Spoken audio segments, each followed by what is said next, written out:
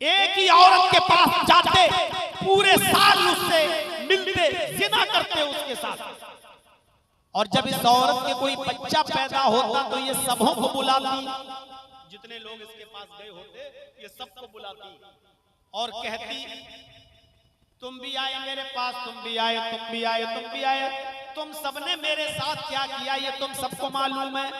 सब लोग कहते हाँ मैं जानता हूं। अब ये मेरे बच्चा पैदा हुआ है, अब इस बच्चे को मैं बाप दूंगी और मैं इस बच्चे की मां बनूंगी, तो इस बच्चे का एक बाप भी होना चाहिए। पता नहीं ये किसका बच्चा है, क्योंकि उससे तो 10 लोग मिले हैं, पता नहीं ये किसका बच्चा है। लेकिन वो औरत को इख्तियार होता, वो उस बच्चे को उठाती और उन 10 लोगों में से जिसकी गोद में रखना चाहती रख देती। अब उन 10 में से जिसकी गोद में बच्चा रख देती, ये उसी का बच्चा मान लिया जाता, ये उसकी बीवी हो जाती, वो उसका हस्बैंड, उसका शौहर हो जाता। वो उठता और उस बच्चे को और इस औरत को लेकर चला जाता, भी उसकी बीवी हो गई, वो उसका बच्चा हो गया। उन 9 लोगों के ऊपर कोई गिरफ्त नहीं, वो आजाद। ये शादी का दूसरा तरीका था।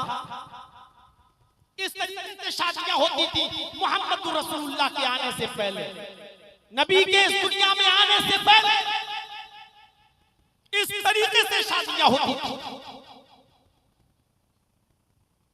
खाने काबा का औरतें बिल्कुल बरहना होकर, नंगी होकर तवाफ करती थी, एक भी कपड़ा उनके जिस्म पर, जैसे कोई बच्चा मां के पेट से पैदा होता है बिल्कुल नंगा होता है, ऐसे ही औरतें खाने काबा का बिल्कुल नंगी होकर तवाफ करती थी, बरहना होकर तवाफ करती थी। उनके जिस्म पर कपड़े का एक भी तार नहीं होता था। पढ़िया रहीकुल मखतूम मौलाना सफीउर रहमान साहब मुबारकपुरी रहमतुल्लाह अलैह की ज़माने जाहिलियत में जो बुराइयां थी उनमें एक बुराई ये भी थी कि औरतें खाने काबा का बिल्कुल बरहना होकर और नंगी होकर तवाफ करती थी। उन औरतों को कपड़ा पहनने का अधिकार नहीं था, उन औरतों को कपड़ा पहनने का हक हासिल नहीं था। मोह मदांतिकारम नाशम विधायम, मोहम्मद आएंगे सारे अंधेरे को नाश कर देंगे। अल्लाह के नबी सल्लल्लाहु अलैहि वसल्लम जब आए तो आपने जुए को हराम करार दे दिया, शराब की हुर्मत का ऐलान कर दिया, औरत को इज्जत दी। उसको जो औरत खाने काबा में नंगी होकर तवाफ करती थी उसके जिस्म पर कपड़ा पहनाया, उसको पर्दे का हक दिया, उससे कहा कि पर्दे में रहो। पर्दे में इतनी बेहयाई थी कि औरत खाने काबा का बिल्कुल नंगी होकर तवाफ करती थी लेकिन शर्माती नहीं थी। लेकिन नबी अकरम ने ऐसी हया पैदा कर दी, औरत को पर्दा में ऐसे डाल दिया कि अबू दाऊद पढ़िए किताबुल जिहाद देखिए कि अल्लाह के नबी सल्लल्लाहु अलैहि वसल्लम के जमाने में एक औरत जिसका बेटा मैदाने जंग में जंग लड़ रहा है, मैदाने जंग में जंग लड़ रहा है और लड़ते लड़ते वो बेटा कत्ल कर दिया गया, वो बेटा शहीद कर दिया गया। माँ के कान में आवाज आती है, तेरा बेटा मैदाने जंग में कत्ल कर दिया गया, मैदाने जंग में तेरा बेटा मारा गया। उस औरत ने जल्दी से चादर ओढ़ी, जल्दी से पैरों में सॉफ्ट मोजे पहने और जल्दी से हाथों में ग्लव्स पहने। उसने अपने पैर छिपाए, हाथ छिपाया, अपने सर पे चादर डाली, सिर्फ एक आंख खुली हुई है। अबू दाऊद किताबुल जिहाद देखिए, जल्दी से उसने अपनी जिस्म पर चादर लपेटी और मैदान जंग में चली गई अपने बेटे की लाश देखने के लिए कि मेरा बेटा मैदान जंग में कहाँ है, किस हाल में पड़ा है। मैदान जंग में जाती है तो चीख कर कहती है, आई नबनी, आई नबनी, मेरा बेटा कहाँ है, मेरा बेटा कहाँ है। लोगों ने कहा तुम कौन हो? उसने कहा मैं उस बच्चे की माँ हूँ जो मैदान जंग में कत्ल कर दिया गया, मेरा बेटा मैदान जंग में मार डाला गया, मैं अपने बेटे को देखने आई हूँ। उसको उसके बेटे की लाश के पास लाया गया, वो अपने बेटे की लाश को देख रही है। लोगों ने कहा तेरा बेटा मैदान जंग में मरा है, शहीद हो गया है, कत्ल कर दिया गया, और तू अपना चेहरा छिपाकर, अपना जिस्म छिपाकर बेटे को देख रही है, इस हाल में भी तू इतना पर्दा कर रही है, तू इस हाल में अपने बेटे को देख रही है, इस हाल में कि अगर कोई औरत ये सुन ले कि मेरा बेटा मर गया तो वो पागल हो जाती है, उसको अपने कपड़ों का होश नहीं रहता, उसको अपने पर्दे का होश नहीं रहता, उसको अपने बालों का होश नहीं रहता, वो पागल सी हो जाती है। और तूने सुना कि मेरा बेटा मैदान जंग में शहीद हो गया और तू कपड़े में मलबूस छिपी हुई चेहरा छिपाकर इस हाल में अपने बेटे को देख रही है। इस हाल में तेरा बेटा शहीद पड़ा है और इस हाल में भी तू इतना पर्दा कि तेरा चेहरा तक नहीं दिख रहा है। उस औरत ने जो जवाब दिया वो अबू दाऊद में मौजूद है। उस औरत ने जवाब दिया, इन उर्ज़क़नी फलन उर्ज़ हयाई, लोगों मैदान जंग में मैंने अपना बेटा खोया है, मैंने अपनी हया नहीं खोई, मैंने अपना पर्दा नहीं खोया। मैदान जंग में मैंने अपनी औलाद को, अपने बेटे को खोया है, अपनी हया नहीं खोई, अपना पर्दा नहीं खोया। इस हाल में भी उसने पर्दा किया। नेपाल वालों और धनोषा वालों, जलसा करा रहे हो ना? हालत यह है कि मेला लगाए हो, हालत यह है कि इस जलसे में भी तुम्हारे घर की औरतें अपने बच्चों को झुला रही हैं और शॉपिंग कर रही हैं। मर्द और औरतों का इज्तिमा एक साथ है।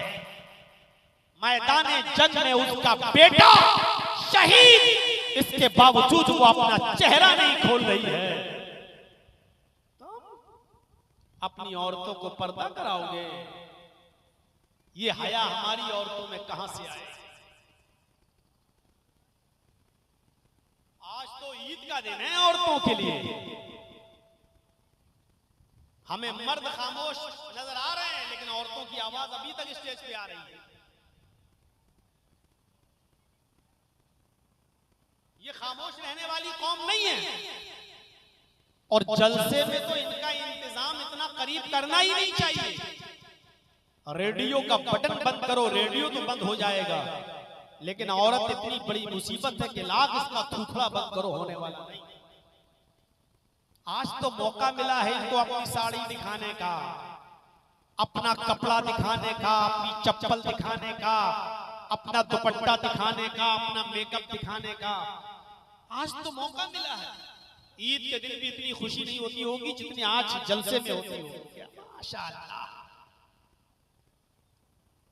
तनोषा वालों कुछ तो देखो, इतनी मेहनत से आपने जलसा किया और एक चीज आपने गलत कर दी, ये मेला नहीं लगाना चाहिए।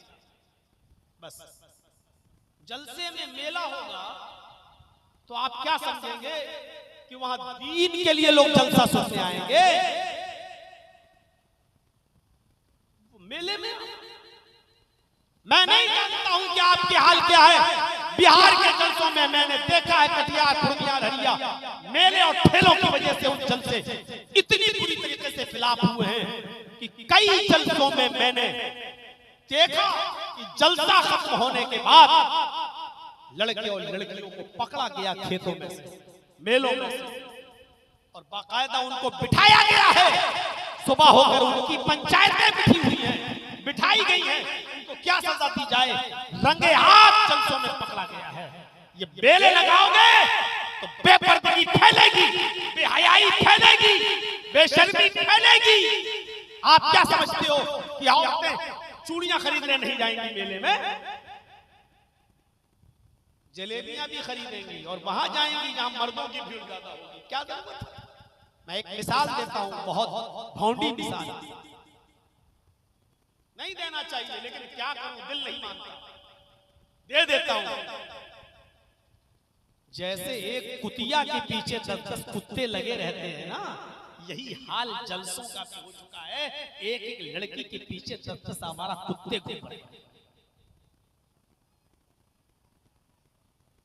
नहीं देना चाहिए मिसाल, लेकिन देना पड़ती है। मैं जानता हूं कि अब होम्योपैथिक दवा से तुम्हारा मर्ज ठीक नहीं होगा, इसलिए ऑपरेशन करना पड़ता है। जलसों में मेले लगाएंगे। मिसाल देने के लायक है आपका जलसा हर जगह कि आपने इतनी मेहनत की माशाअल्लाह, वरना 1 तारीख को जलसा कैंसिल हुआ, चलो मौलाना नहीं अल्लाह को मंजूर था इंशाअल्लाह बाइंदा साल, आपने फौरन 15 दिन के अंदर अंदर दूसरा प्रोग्राम रख दिया। ये आपके जज्बात को मैं सलाम करता हूं, सलाम आपके जज्बात को, इतना शौक आपका, लेकिन आपने एक चीज गलत कर दी, बस जलसे में मेला लगा। अब आप कहेंगे लोग मानते नहीं है, सबकी रोजी रोटी जुड़ी हुई है, तो क्या शराब का ठेका भी लगवा दोगे? यहाँ सबकी रोजी रोटी जुड़ी हुई है। मैं आ रहा था, हमारे मस्तान साहब कह रहे थे सबकी रोजी रोटी जुड़ी हुई है, तो शराब बेचने वाला भी तो शराब बेचता है, वो भी यहाँ शराब की दुकान खोल ले, आप खोलने दोगे? जब नहीं खोलने दोगे तो ये बेपर्दगी हो रही है, आप कैसे जलसे के अंदर बेपर्दगी? हम तो उन शादियों में भी कटाक्ष करते हैं जहां खड़े होकर खाने के सिस्टम चल रहे हैं आजकल बड़े बड़े शहरों में। हमें नहीं मालूम आपके नेपाल में क्या सिस्टम है, अब शादियों में खड़े होकर सिस्टम चलता है। एक तो चोर और डकैत आ जाते हैं, चोर और डकैत जानते हो ना किनको कहते हैं? ये बारातियों को मैं कह रहा हूं, 250-300 आदमी लड़की वाले के घर चले गए, ये सबसे बड़े डाकू हैं, डाकू, ये लुटेरे हैं। हाजी साहब के लड़के की बारात जा रही है, हाजी साहब हज करके आए, सऊदी अरब का रुमाल डाले हुए हैं, मुंह में पान खा रहे हैं, लंबी दाढ़ी। जर्जी साहब ने पूछा हाजी साहब कहां जा रहे हो? बेटे की बारात जा रही है।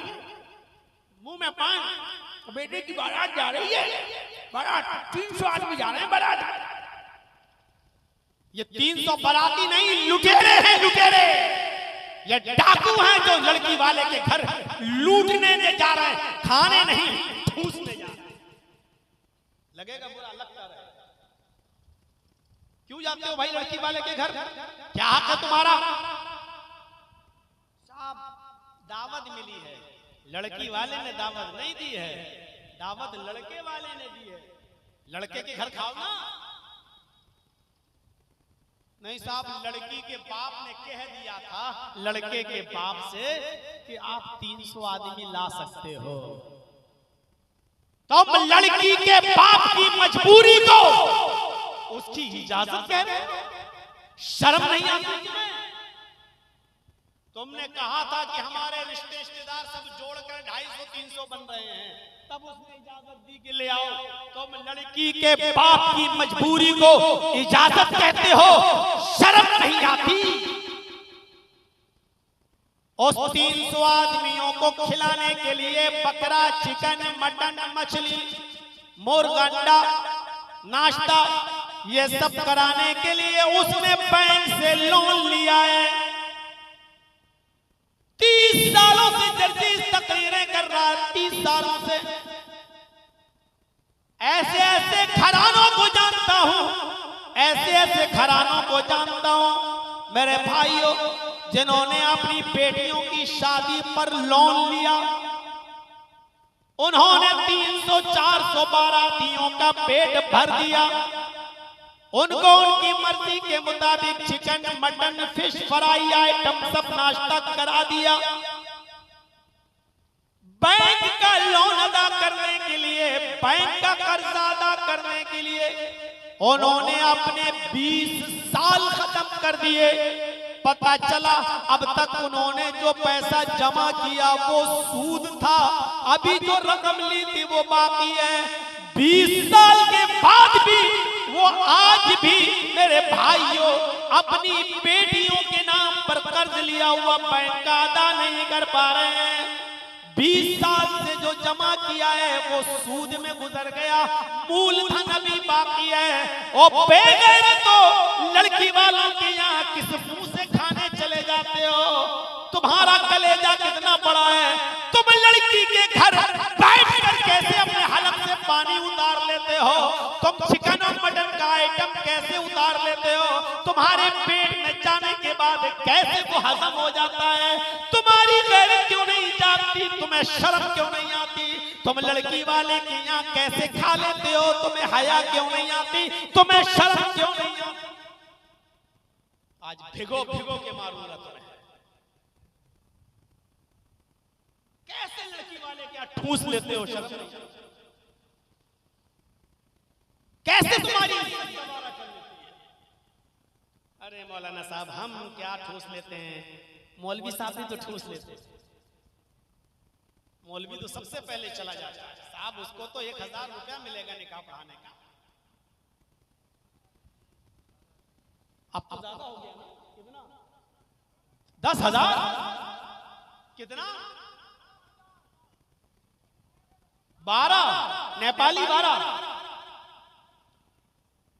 हमारा ही इलाका ठीक है भैया, आप लोग तो बहुत आगे बढ़ गए। 12,000 निकाह पढ़ाने का ठीक है, चलो मौलवी को आप दे रहे हैं। अब आप कहोगे लो मौलवी के नाम पे आई थी, कितनी जल्दी मौलाना साहब ने अपनी बिरादरी को बचा लिया, कितनी जल्दी बचा लिया।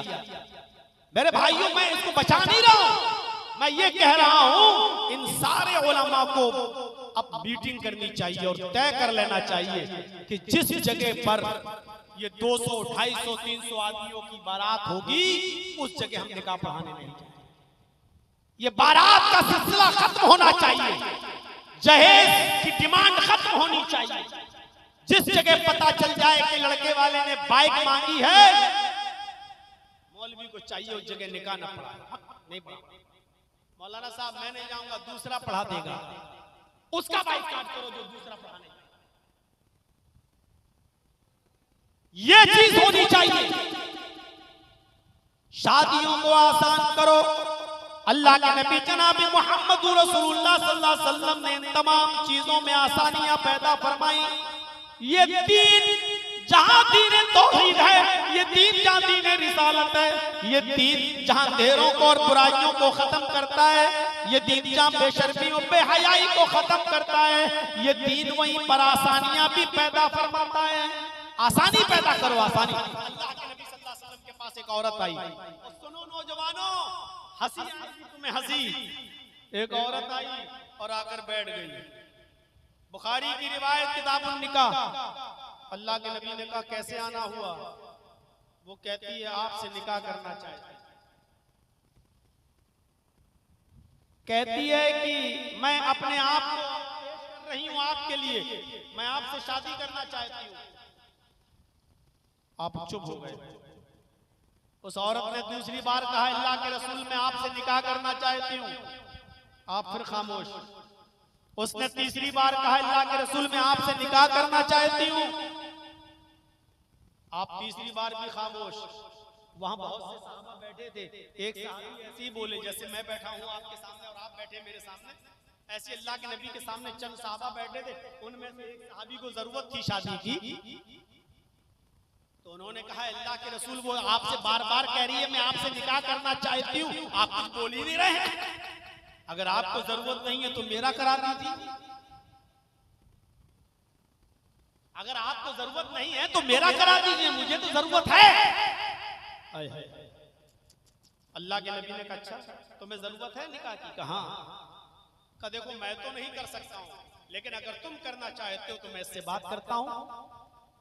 अय औरत मैं तो अब नहीं करूंगा निकाह, लेकिन ये तैयार है, क्या इसके साथ शादी करेगी? इसके साथ निकाह करोगी? सीधा सा जवाब। अय अल्लाह के रसूल आई तो आपके लिए थी, लेकिन अगर आप नहीं करना चाहते हैं तो इसके साथ कर दीजिए, जबरदस्ती नहीं। इस हदीस से कितने मसले पता चल रहे हैं। कोई लड़की भी किसी लड़के से डायरेक्ट कह सकती है कि मैं आपसे शादी करना चाहती हूँ। लड़का भी कह सकता है किसी लड़की से कि मैं तुमसे निकाह करना चाहता हूँ, लेकिन एक बार, उसके बाद जिंदगी भर जब तक शादी ना हो जाए तब तक मोबाइलों पे बात मत करना, वो गलत है। और अगर बात करना बहुत ही जरूरी है, बगैर बात किए हुए रह नहीं पा रहे हो तो कम से कम निकाह करो। लेकिन निकाह करोगे नहीं, अभी मोटरसाइकिल देने को है नहीं उसके पास, और सादा निकाह करेंगे नहीं। उस औरत ने कहा कि आपके लिए आई, आप नहीं कर रहे हैं तो इसके साथ कर दीजिए। अल्लाह के नबी ने कहा कि ठीक है, तुम मेहर क्या दोगे अपनी बीवी को? मैं इसके साथ तुम्हारा निकाह कर दूं तो क्या दोगे तुम मेहर? आपने लड़की से नहीं पूछा, अरे औरत तेरे पास जहेज कितना है, इसको क्या मिलेगा? आपने उससे नहीं पूछा, आपने उससे पूछा, सहाबी रसूल से, इसको क्या दोगे? और नौजवानों जरा इधर देखिए, ये देखो बोतल उठा के चल दिए माशाअल्लाह। कहां जा रहे हो? घर? अब तो चाची भी सो गई होंगी, क्या करोगे जाके? थोड़ा सा मैं चौंकाता भी रहता हूं ताकि नींद खुल जाए आपकी। तो मेरे भाइयों, उसने कहा, अय अल्लाह के नबी सल्लल्लाहु अलैहि वसल्लम, आपने पूछा इसको क्या दोगे मेहर? कुछ है देने को? हदीस के अल्फाज बुखारी, कुछ नहीं, कुछ नहीं, और शादी करने का ख्वाब देख रहा है। आपके पास कुछ ना हो, शादी करने का ख्वाब देख लेंगे? आपके पास कुछ नहीं और शादी करने का ख्वाब नहीं देख सकते आप। आपने कहा रे मेहर तो देख, कुछ तो, क्या देगा? कहा कुछ है ही नहीं तो दूंगा क्या? आपने कहा अपने घर जाओ और देखो कुछ मिल जाए तो लेकर आओ। वो घर गए और घर से वापस आए, कहते हैं मां वजदतु शैअन, कुछ नहीं मिला घर में। आपने उनसे कहा जाओ, कहा अल्लाह के रसूल जब कुछ है ही नहीं तो बार बार क्यों भेज रहे हैं? का इल्तमिस खातमन मिनल हदीद, लोहे की अंगूठी मिल जाए तो वही ले आओ। लोहे की, सोने की नहीं, चांदी की नहीं, लोहे की। अभी आप की दुकानों पे चले जाएं तो मिल जाएगी 4-5 रुपए की लोहे की अंगूठी, सस्ती। आज के जमाने में भी 4-5 रुपए की मिल जाएगी, 10 रुपए की मिल जाएगी। आपने उससे कहा इल्तमिस खातमन मिनल हदीद, लोहे की अंगूठी ही मिल जाए तो जाओ वही ले आओ। वो दोबारा गया और घर से वापस आकर कहता है मां वजदतु खातमन मिनल हदीद, आय अल्लाह के रसूल लोहे की अंगूठी भी नहीं। गरीबी का आलम देख रहे हो नौजवानों, धनोषा वालों, नेपाल वालों, उसके घर में 5 रुपए की उस जमाने की लोहे की अंगूठी भी नहीं। कहता अल्लाह के नबी लोहे की अंगूठी भी नहीं मिली। आपने कहा ओह, तो बगैर मेहर के कैसे निकाह करूं? कुछ भी नहीं है। कहने लगा एक चीज है मेरे पास। सुनो नौजवानों, क्या चीज है? कहता एक चीज है मेरे पास। आपने कहा अच्छा बताओ क्या है, जल्दी बताओ क्या है? इंदी इजार, इंदी इजार, आय अल्लाह के रसूल एक लुंगी है। लुंगी जानते हैं ना, तहबंद, एक लुंगी है। जब घर पे जाता हूँ सोने लगता हूँ तो उसको लपेट लेता हूँ, यानी लुंगी पहन के मैं सो जाता हूँ। यानी नई लुंगी नहीं है, पुरानी, वही पहन के सोता हूँ। आपने कहा वो एक लुंगी है तुम्हारे पास? कहा जाओ वही लुंगी ले आओ और वो लुंगी इसको दे दो, वही मेहर हो जाएगा। तो कहने लगा जब इसको दे दूंगा तो मैं क्या पहनूंगा? अगर वो लुंगी मैं इसी को दे दूंगा तो मैं क्या पहनूंगा? तो आपने कहा अच्छा एक्स्ट्रा नहीं है? कहा नहीं,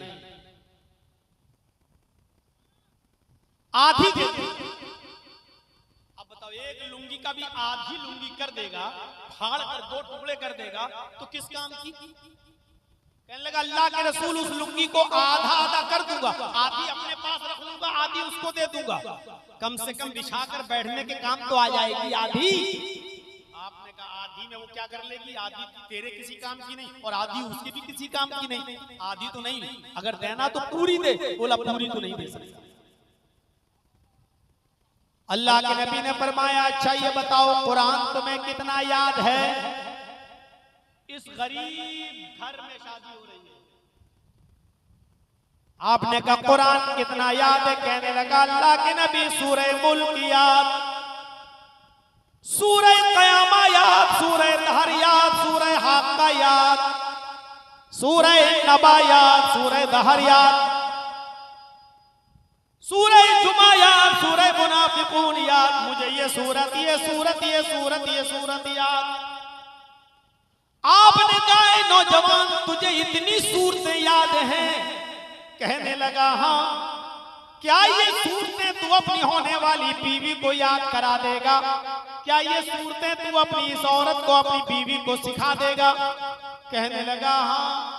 आपने उस औरत से पूछा कि तेरे होने वाले शौहर के पास माल नहीं है देने के लिए कुछ भी?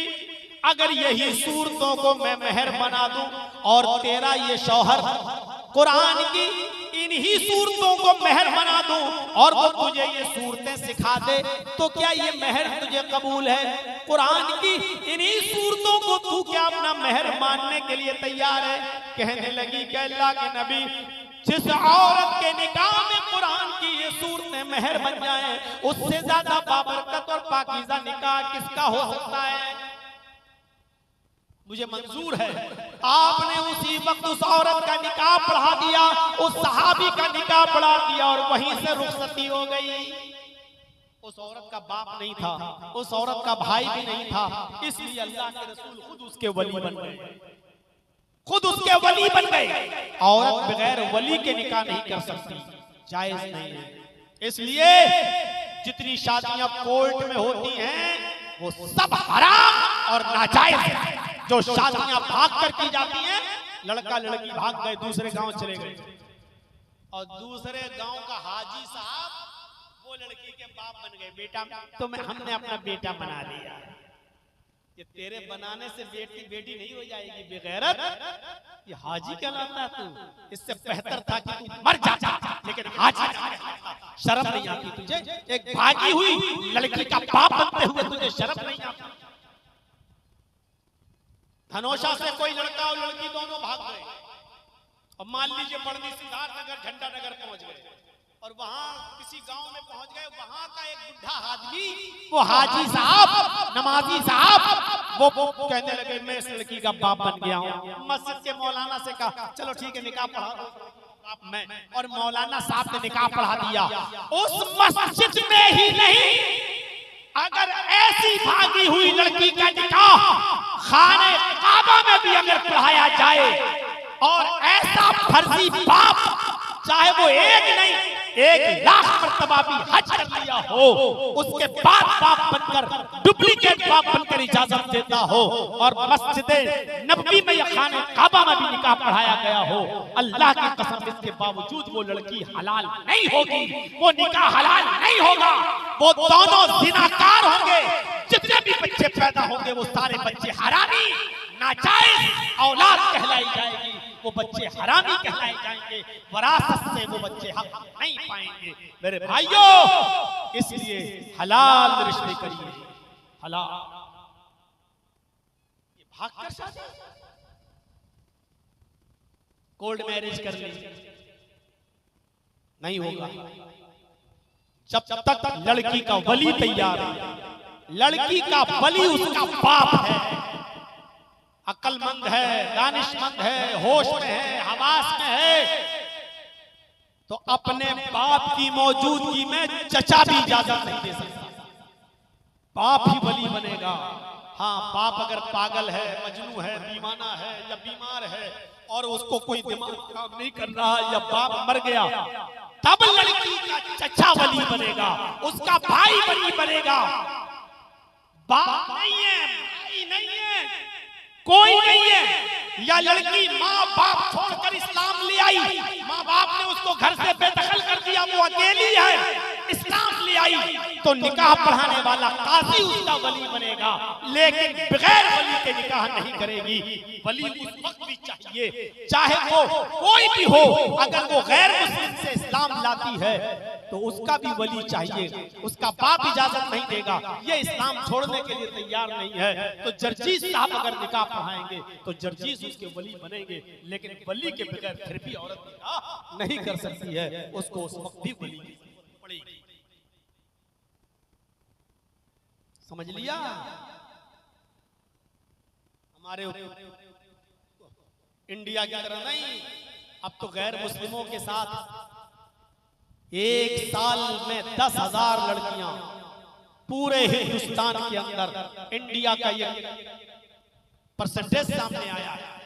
एक साल में 10,000 लड़कियां गैर मुस्लिम लड़कों के साथ शादियां करती हैं। मंदिरों में और गुरुद्वारों में, चर्चों में मुस्लिम एक साल में 10,000, और ये मां बाप से बचकर कोर्ट में कर रही है, क्योंकि 18 साल के बाद हमारे मुल्क का कानून कहता है लड़की आजाद है, वो अपना अच्छा बुरा खुद सोच सकती है। ये हालात इतनी आसानी है। अल्लाह के नबी ने कुरान की उन सूरतों को महर बनाकर निकाह कर दिया। ये आसानी है इस्लाम के अंदर। शादियों को आसान कर दो, इतना आसान कर दो, इतना आसान कर दो कि जिनाकारी मुश्किल हो जाए। जिनाकारी आज आसान हो चुकी है। और नेपाल वालों, मैं गलत नहीं बोल रहा हूं, इंडिया से ज्यादा नेपाल के अंदर जिना सस्ता है। इंडिया से ज्यादा नेपाल में जिनाकारी सस्ती है। किसी भी होटल में चले जाइए आप, किसी भी जगह पर कॉल गर्ल को बुला सकते हैं आप। बहुत आजादी है। 1000 और 500 रुपए में आप जिस्म हासिल कर सकते हैं। जिना आसानी के साथ हो सकता है। जबकि अल्लाह के नबी कहते हैं निकाह इतना आसान कर दो कि जिनाकारी मुश्किल हो जाए। यानी 1000, 2000, 5000 रुपए में जिना, ये इससे भी आसान कर दो शादी। यानी शादियों में इतना भी खर्चा मत होने दो कि 1000, 2000 रुपए का भी खर्चा हो। जाओ निकाह को इतना आसान कर दो कि जिनाकारी मुश्किल हो जाए। करेंगे आप? इतनी आसानी बताई गई है। बहुत आसानी है इस्लाम में। इस्लाम दीन सहल है, बहुत सहूलत है इस्लाम के अंदर। देखिए सख्ती है अपनी जगह पर, नमाज किसी हाल में माफ नहीं। सख्ती देखिए आप, नमाज किसी हाल में माफ नहीं। बारिश हो रही है, नमाज पढ़ना है। आपके घर में 8 लड़कियां हैं, दुआ मांगते गए, अल्लाह लड़की दे दे, फिर लड़का, लड़का दे दे, फिर लड़की, लड़का दे दे, फिर लड़की। 8 लड़कियां पैदा हो गई दुआ मांगते मांगते।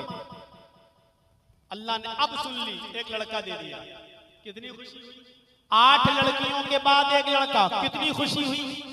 जिस दिन लड़का पैदा हुआ, आप जमीन में पैर नहीं रख पा रहे, आसमान खोल रहे, अल्लाह तूने मुझे 8 बेटियों के बाद एक बेटा दिया। कितनी खुशी होगी आपको। आजान की आवाज आती है, हय्या अलस सलाह। इतनी खुशी आपको मिली है, लेकिन चलो नमाज का वक्त, नमाज पढ़ो। खुशी में नमाज माफ नहीं है।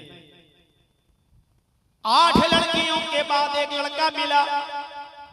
14 साल का, 15 साल का, 16 साल का, जवानी में पहुंचता है। 8 लड़कियों के बाद अल्लाह ने बेटा दिया। आज उस बेटे को छीन लिया। 16 साल की, 18 साल की उम्र में वो लड़का आपका मर गया। आपकी आंखों के सामने उसने दम तोड़ दिया। उसको कैंसर की बीमारी हो गई, आज वो मर गया। गौर करो आपको कितना गम पहुंचेगा, आप कितना रोएंगे, आपको कितना अफसोस होगा, आपकी आंखों में कितने आंसू आएंगे। 8 बेटियों के बाद एक बेटा मिला, वो भी कैंसर में मर गया। आपके ऊपर कितने गम के पहाड़ टूट गए, आप नहीं बता सकते। लेकिन आपकी आंखों में आंसू हैं। बेटे की लाश आपके सामने रखी है। अजान की आवाज आती है, अल्लाहू अकबर, अल्लाहू अकबर। बेटे का गम भूल जाओ, जाओ मस्जिद में आप नमाज पढ़ो। इस गम के मौके पर भी नमाज। देख रहे हैं सख्ती। खुशी है तो नमाज माफ नहीं, गम पहुंचा तब भी नमाज माफ नहीं। कैसी भी बीमारी है, नमाज माफ नहीं। ये तो हो गई मुश्किल। आसानी देखिए, बारिश हो रही है, मस्जिद में नहीं जा सकते, घर में नमाज पढ़ लो। ज़ुहर और असर को एक साथ पढ़ लो, मगरिब और इशा एक साथ पढ़ लो। सफर में है तो आधी कर लो कसर, 4 रकात वाली रकात 2 रकात पढ़ लो। जमा बैन सलातैन, 2 नमाजों को एक साथ जमा कर लो। बीमार है, खड़े होकर नमाज नहीं पढ़ सकते तो बैठ के पढ़ लो, बैठ के नहीं पढ़ सकते हो तो लेट के पढ़ लो, इशारे से पढ़ लो, हाथ हिला के पढ़ लो, लेकिन पढ़ लो। ये आसानी भी,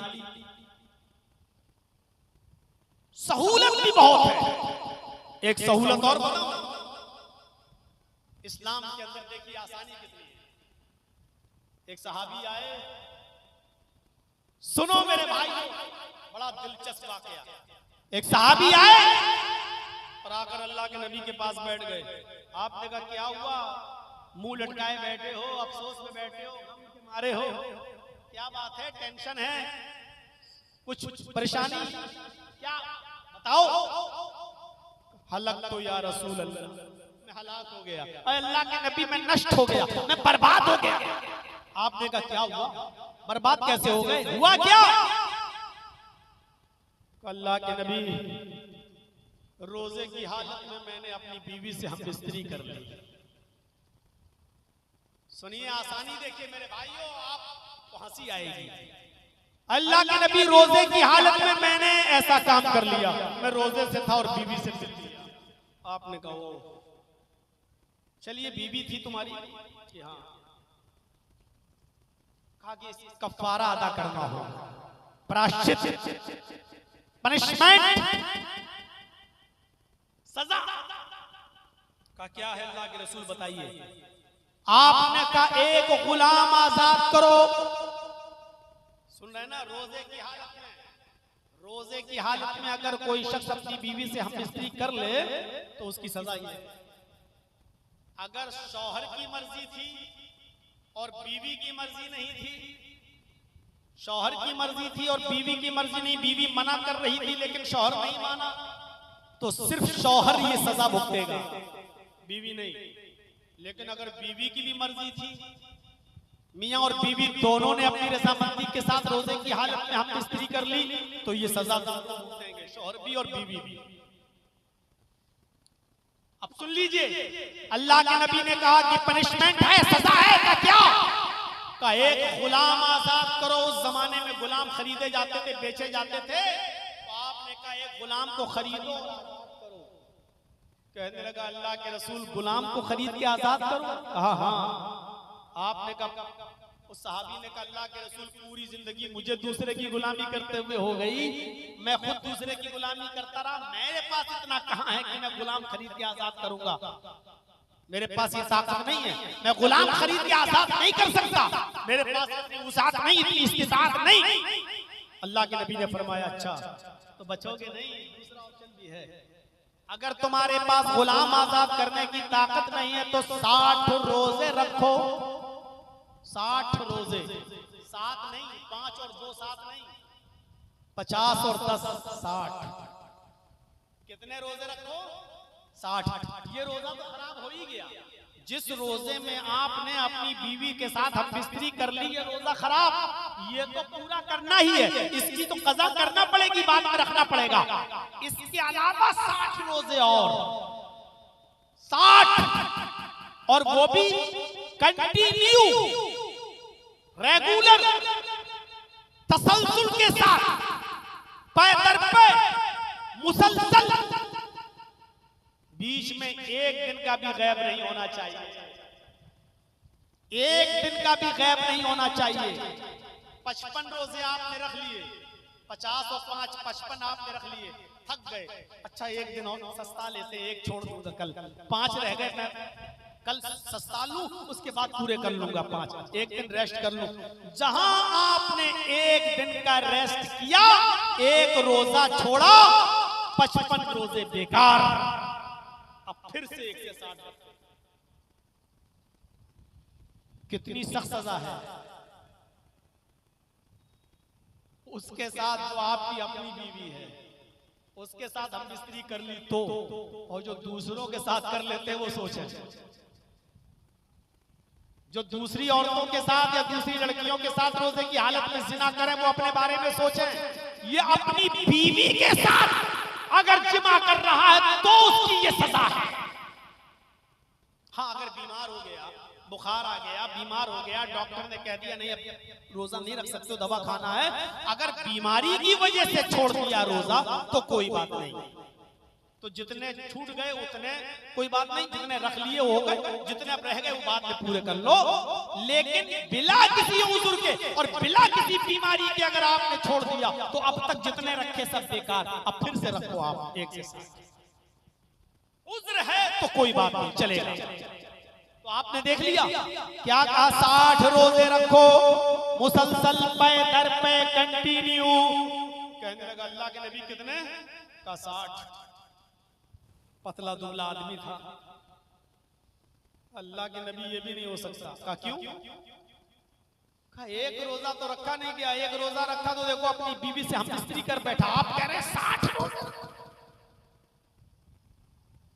एक रोजा तो रखा नहीं जा रहा, 60 रोजे कैसे रख लूंगा? एक रोजा तो रख के कंट्रोल नहीं कर पाया, बीवी से मिल बैठा, आप कह रहे हैं 60 रोजे नहीं कर पाऊंगा। अल्लाह के रसूल ये भी ताकत नहीं है मेरे अंदर। आपने कहा अच्छा रुको, एक और ऑप्शन है तुम्हारे लिए। का क्या?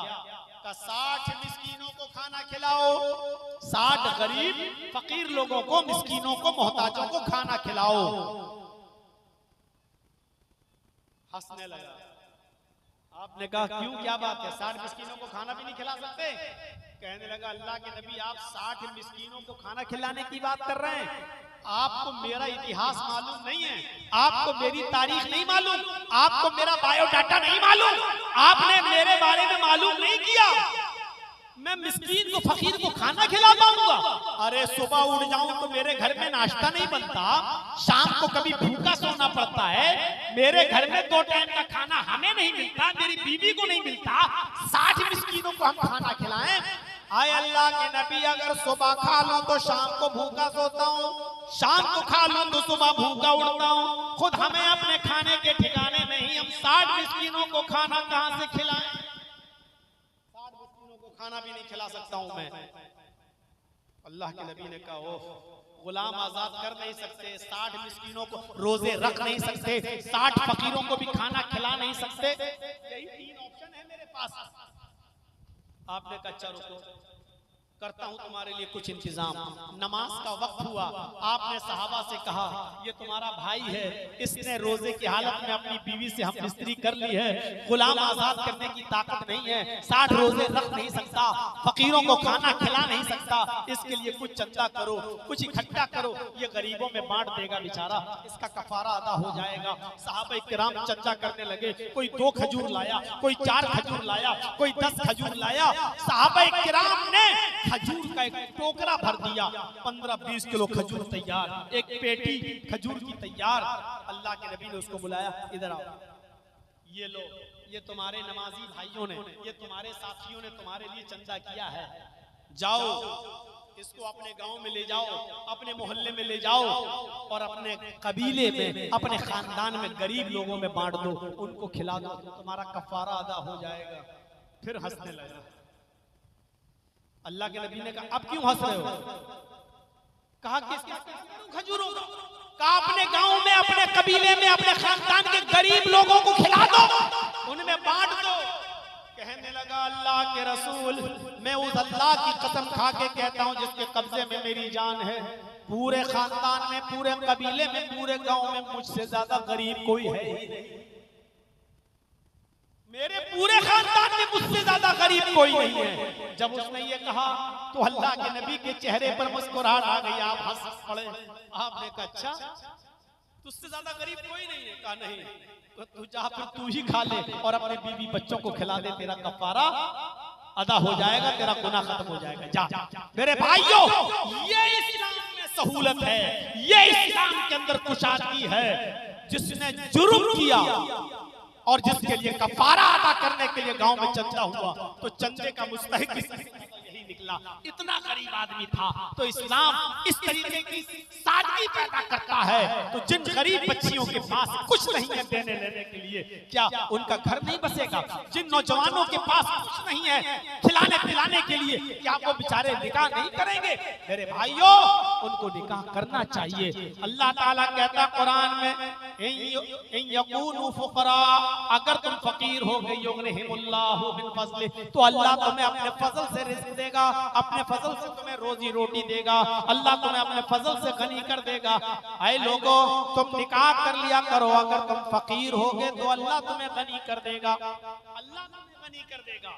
यानी गरीब लोगों को भी निकाह कर लेना चाहिए। अल्लाह ने कहा अगर तुम गरीब होगे, फकीर होगे, तो निकाह के बाद अल्लाह तुम्हें गनी कर देगा, अल्लाह तुम्हें बेनियाज कर देगा, अल्लाह तुम्हें सारी चीजों से नवाज देगा, तुम्हें जरूरत ही नहीं पड़ेगी। लालच मत कीजिए, लालच। इस्लाम दीन तौहीद है, इस्लाम दीन रिसालत है। रिसालत का सही तसव्वुर इस्लाम ने पेश किया है। मैंने वेदों के मंत्र भी आपके सामने पढ़े हैं, मैंने शादी के मौजू पर भी कुछ गुफ्तगू की है, जहेज के ऊपर भी मैंने बोला है, हुर्मत शराब और जुए पर भी मैंने रोशनी डाल दी है। इस मुख्तसर से खिताब में जो 1.5 घंटे से ऊपर मेरा हो चुका है और 2 घंटे से थोड़ा कम हुआ है, मेरे भाइयों आपने बहुत सी कीमती बातें सुन ली हैं। मुझे उम्मीद है कि इंशाअल्लाह आप यहाँ से एक इनकलाब लेकर उठेंगे, बेहयाई खत्म करेंगे, बेपर्दगी खत्म करेंगे, बारात का सिलसिला खत्म करेंगे, निकाह में इंसानियत पैदा करेंगे, गरीब लड़कियों की शादियां कराने के लिए कमेटी बनाएंगे और गरीब लड़कियों की शादियां करवाएंगे और मुआशरे में इस्लाही कदम उठाएंगे और अपने नौजवानों में इस्लाह पैदा करेंगे, नमाज और रोजे की दावत और तबलीग भी करेंगे। और इस तरीके के जलसे इंशाअल्लाह जब होंगे तो आप हमें याद करेंगे, तो उनमें हम दोबारा शिरकत करेंगे। हमें लंबा सफर करना है, लंबा सफर करके आया भी था। कल मेरा प्रोग्राम मेरठ में था, हापुड़ में था, ये टियाला में, और वहां से रात में 2 बजे प्रोग्राम खत्म किया और उन लोगों ने मुझे फौरन एयरपोर्ट छोड़ा दिल्ली, और 4 बजे से मैं दिल्ली बैठा हूँ एयरपोर्ट पर। यकीन मानिए 9 बजे की फ्लाइट थी, लेकिन एयरपोर्ट में इसलिए पहले पहुंच गया, कई जलसे वाले सो गए तो हमें पहुंचा नहीं पाएंगे। 9 बजे की फ्लाइट पकड़ के दरभंगा आया, दरभंगा से फिर मैं गाँव आया और यहाँ पहुंचा, फिर आपकी बस्ती में पहुंचा, और अभी मुझे सफर फिर करना है। और दरभंगा से 6 बजे की मेरी ट्रेन है, ये पकड़ के मुझे फिर निकलना है और लखनऊ पे पहुंचना है। मेरे भाइयों, मेरी गुजारिश है कि मैंने जितनी देर आपके सामने खिताब किया है, आप एक इबरत हासिल करके जाएंगे यहाँ से और इंशाअल्लाह अपने समाज और सोसाइटी में इस्लाह पैदा करेंगे और अपने बच्चों के अंदर दीनी उत्साह के अंदर जगाएंगे, अपने बच्चों में दीनी इनकलाब पैदा करेंगे, अपने अंदर भी आप इनकलाब लाएंगे। हम अल्लाह से दुआ करते हैं कि बारे अल्लाह हमारी शादियों में आसानी पैदा फरमा दे।